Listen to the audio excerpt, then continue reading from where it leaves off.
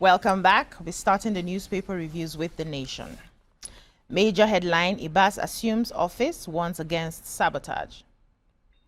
25% oversubscription of first holdco's 150 billion rights issue paved the way for its private placement of 350 billion. Eagles in win or bust World Cup qualifier against Rwanda. Police raise death toll in Abuja gas tanker explosion to 10. Nnamdi Kanu trial begins afresh after 3 years. Southwest spends 800 billion monthly on cow meat. That's how they wrote it. I know. Payments of 77,000 allowance to youth corps members begin, says NYSC DG. What stories do we have in The Nation? Okay, well, let me start with the major headline. And so the new sole administrator of Rivers State resumed office yesterday, and he said his mission is to restore law and order and stabilize the polity and create the necessary environment for full restoration of democratic institutions. He addressed the press and he commended, yesterday also the president commended lawmakers for ratifying the declaration of a state of emergency in Rivers State in less than the normal 48 hours, as it was quick. Both houses immediately ratified it. The Senate, I'm surprised, are less 3 members. Aside that they suspended Senator Natasha, they lost Senator Andy Uba, and then they lost the senator representing Edo Central to governorship, and they have not replaced him. So Edo, people should hurry up.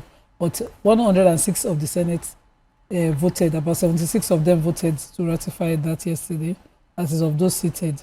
And same happened, 246 in the House of Assembly ratified it yesterday. And so the Ibas says that, thank you for what you have been doing. He met with the head of service and the PAMSEX yesterday of the service commanders.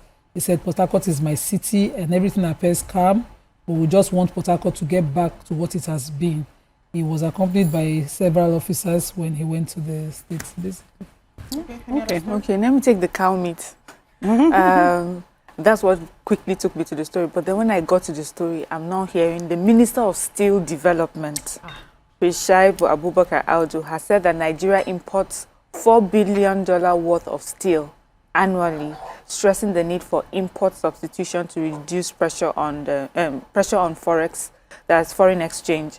He had a visit to the National Steel Raw Materials Exploration Agency in Kaduna, and he says that he commended this particular agency. He says that it is one of the best performing agencies, under the ministry. And he's saying that for Nigeria to be able to produce steel in large quantities that we desire, it's important that the exploration arm of the industry is operating at full capacity. And he also says that this particular arm of the industry will help them, this agency, will help governments plan to grow Nigeria's economy to $1 trillion economy by 2030.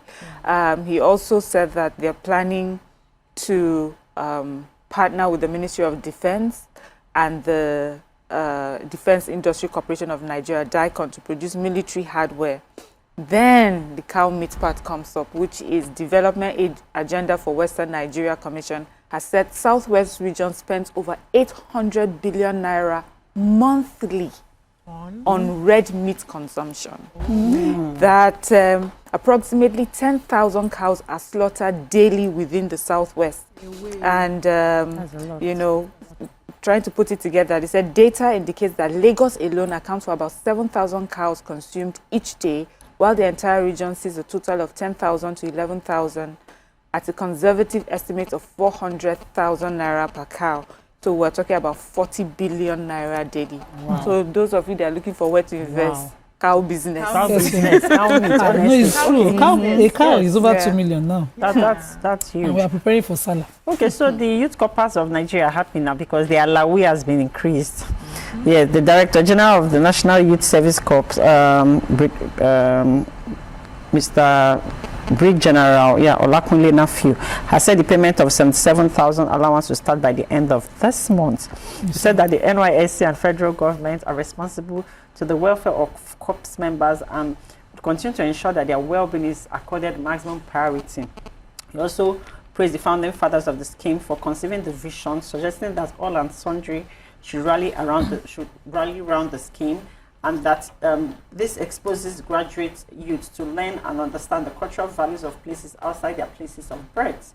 He also stated that the federal government has also authorized the NYSC to mobilize full-time higher national diploma graduates who are eligible, and he called on the National Board for Technical Education to expedite the collation of data for eligible HND students, graduates, to also and then that from the end of this month you're going to collect a 77K plus the ones the offices are. You know, they told them since when they pay, it's implementation we have been waiting for since. They promised them that. This was since so last the year. Minister of Federal Capital Territory, FCT, Nyesom Wike, yesterday sympathized with victims of the accident that occurred in Karu, Abuja, at the Federal Capital Territory Administration. So according to Wike, he said he was going to foot the bill of the casualties. He also described the accident as avoidable. He expressed condolences to the families of those who died and directed continuation of treatments of the people that were injured. So speaking through his senior special assistant in public communications and social media, Lere Olayinka, he said that when he heard about the accident, he immediately directed the Mandate Secretary on Health and Environment, that's Dr. Ade Dolakbo, to ensure prompt treatment of the injured people, which she did immediately.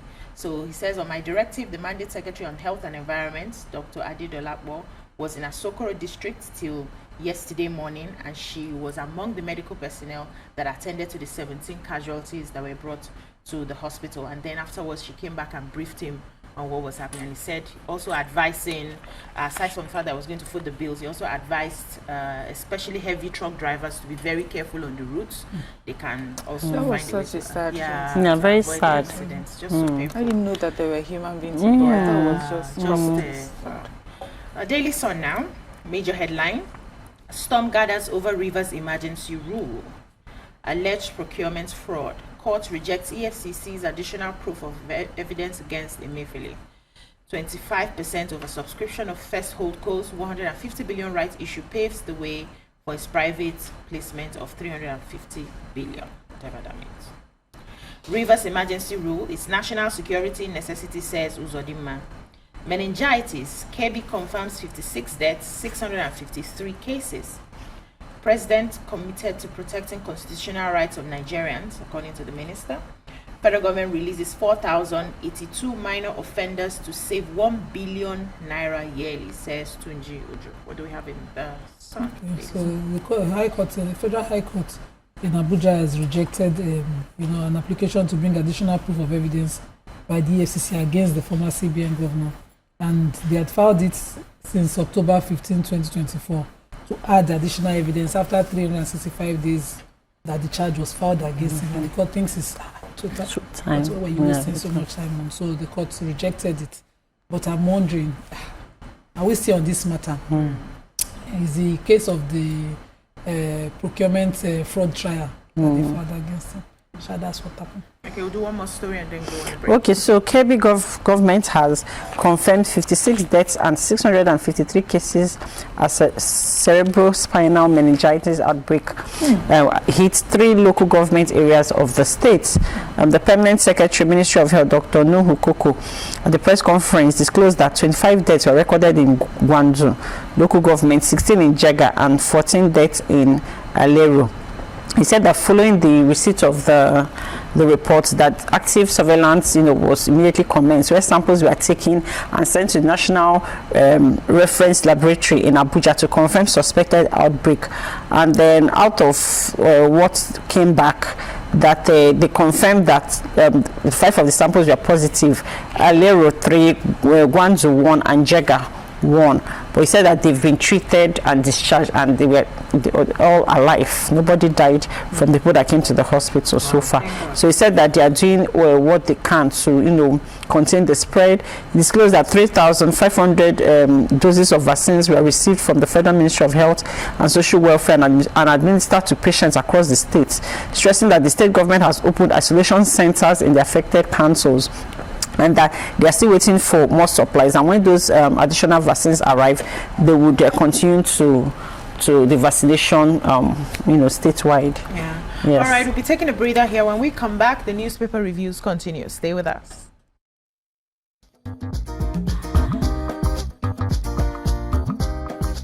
Stay tuned. Your View will be right back.